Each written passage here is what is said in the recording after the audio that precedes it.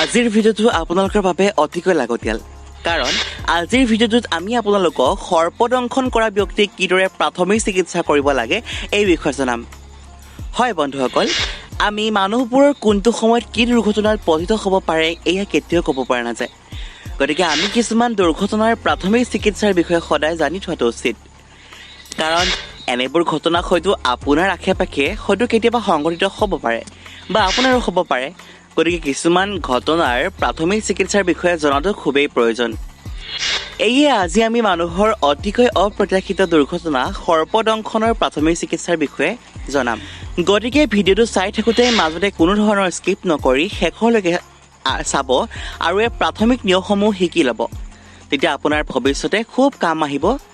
আৰু আমি আপোনাক জনাই দিওঁ যে আমি ইয়াত আপোনালোকক জনাই দিয়া এই প্ৰাথমিক চিকিৎসা পদ্ধতিটো ভাৰত চৰকাৰৰ দ্বাৰা প্ৰকাশিত ৱেবছাইট বিকাশপিডিয়াৰ পৰা সংগ্ৰহিত কৰি অনা হৈছে। গতিকে এই প্ৰাথমিক চিকিৎসা পদ্ধতিটো আপোনাৰ কোনো ধৰণৰ শংকা কৰিব লগা বিশেষ একো নাই। গতিকে এতিয়া আমি প্ৰথমে জানো আহক সৰ্পদংশন কৰা ব্যক্তিক কিদৰে প্ৰাথমিক চিকিৎসা কৰিব লাগে। নম্বৰ 1, সাপে কামোৰাৰ পিছত মানুহ কেতিয়াও দৌৰাদৌৰি কৰিব নালাগে। তেনেকুৱা কৰিলে তেজৰ চলাচল বাঢ়ে আৰু বিষো শৰীৰত দ্ৰুতগতিত বিয়পি পৰাৰ সম্ভাৱনা থাকে। গতিকে সাপে কামুৰিলে কামোৰা ব্যক্তিজনক প্ৰথম কাম হৈছে মানুহজন কেতিয়াও দৌৰাদৌৰি কৰিব নালাগে। নম্বৰ 2, দেখা যায় যে সাপৰ বেছিভাগ দংশন হাত বা ভৰিত হয়। গতিকে এই ক্ষেত্ৰত দংশন হোৱা অংগটো কেতিয়াও লৰচৰ নকৰাকৈ ব্যৱস্থা কৰিব লাগে। লক্ষণীয় এই ক্ষেত্ৰত প্ৰথমতে কামোৰা ঠাইত গামোচা বা তেনেকুৱা কাপোৰেৰে ঢিলাকৈ পকাই পকাই যিমান পাৰি ওপৰলৈ বা হাতত কামুৰিলে কিলাকুটিৰ ওপৰলৈকে বান্ধিব লাগে। মন দিব যে বান্ধোতে খুব জোৰকৈ আঁতি বান্ধিব নালাগে। বান্ধৰ তলেৰে যাতে এটা আঙুলি সহজতে সোমাব পাৰি সেয়া চাই ল'ব লাগে। তাৰ পাছত বাঁহ কাঠ বা তেনেকুৱা কিবা লাঠি ভৰি বা হাতৰ দুফালে বান্ধি দিব লাগে যাতে দংশন কৰা হাত বা ভৰিটো লৰচৰ কৰিব নোৱাৰে। নম্বৰ 3, সৰ্পদংশন কৰা ব্যক্তিজনক সদায় বাওঁফালে কাটি কৰি খুৱাই থ'ব লাগে। এনেকুৱা কৰিলে বমি হ'লেও শ্বাস প্ৰশ্বাস নলীৰে বমি সোমাই নাযায়, যাৰ ফলত আক্ৰান্ত ব্যক্তিজন অধিক বেয়া অৱস্থালৈ সোনকালে যাব নোৱাৰে। নম্বৰ 4, আক্ৰান্ত ব্যক্তিজনক চিকিৎসালয় নোপোৱালৈকে মুখেৰে একো খাব নিদিয়াই ভাল। নম্বৰ 5, মন দিব যে জোতা আঙুঠি ঘড়ী কিবা আঁট খাই থকা পোচাক আদি কামোৰা ঠাইত যদি দংশিত ব্যক্তিজনে পিন্ধি থাকে তেন্তে তৎক্ষণাত এই ঠাইৰ পৰা এইবোৰ আঁতৰাই ল'ব লাগে। আনহাতে কামোৰা ঠাই বা ওচৰত যদি কিবা পানী জ্বলা উঠে ফুটাই দিব নালাগে। নম্বৰ 6, মন দিব যে এই সময়ত যিমান পাৰি সোনকালে চিকিৎসালয়লৈ নিয়াৰ ব্যৱস্থা কৰিব লাগে।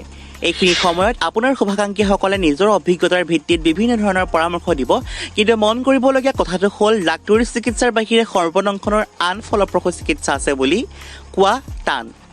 সেয়েহে বিলম্ব নকৰি চিকিৎসালয়লৈ নিয়াৰ ব্যৱস্থা কৰিব লাগে। নম্বৰ 7, আপোনাক জনাই দিওঁ যে সাপে কামোৰাৰ পিছত একেবাৰে ভয় খোৱাৰ প্ৰয়োজন নাই।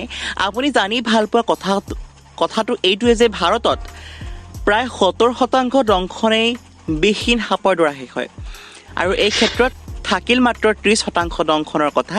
এই 30% বিষযুক্ত সাপৰ দংশনৰ আকৌ 50% কামোৰত বিষ নাথাকে। এনেকুৱা কামোৰাক ইংৰাজীত ড্ৰাই বাইট বুলি কয়। এইখিনি কথা জনাই মানুহজনৰ মনলৈ সাহস যোগাব লাগে। গতিকে এইখিনিয়ে হৈছে সৰ্পদংশনৰ প্ৰাথমিক চিকিৎসা। এতিয়া আমি জানো আহক সৰ্পদংশন কৰিলে আমি সাধাৰণতে কি কি কৰিব নালাগে। নম্বৰ 1, দংশন কৰাৰ পিছত সাপটো দেখিলে চিনি পালে বেয়া নহয়, কিন্তু চিনি নাপালেও কথা নাই, সাপটো ধৰিবলৈ বা মাৰিবলৈ চেষ্টা কৰিব নালাগে। তেনে কৰিলে আকৌ কামোৰাৰ সম্ভাৱনা থাকে। নম্বৰ 2, সৰ্পদংশন কৰা ঠাইখিনি কাটি তেজ উলিওৱা বা মুখেৰে চুহি তেজ উলিয়াবলৈ চেষ্টা কৰিব নালাগে। নম্বৰ 3, দংশন কৰা ঠাইখিনি ধুই পৰিষ্কাৰ কৰা, মালিচ কৰা, ঔষধ লগোৱা আদি কৰি বহুমূলীয়া সময় নষ্ট কৰিব নালাগে। নম্বৰ 4, সাপে দংশন কৰা ঠাইৰ ওপৰত সাধাৰণতে ৰছীৰে গাঁঠি দিয়া দেখা যায়, কিন্তু তেনে কেতিয়াও গাঁঠি দিব নালাগে। গাঁঠি দিলে নিম্নাংশত তেজ চলাচল বন্ধ হৈ ৰোগীৰ বিপদ ঘটাব পাৰে। নম্বৰ 5, শেষৰটো আৰু আটাইতকৈ ধুনীয়া বা আটাইতকৈ বহুমূলীয়া কথাটো হৈছে সৰ্পদংশনত ওজা বেজ বিচাৰি অযথা সময় কেতিয়াও নষ্ট কৰিব নালাগে। গতিকে এইসমূহ হৈছে সৰ্পদংশনৰ প্ৰাথমিক কৰিব লগা কাম আৰু নকৰিবলগীয়া কাম।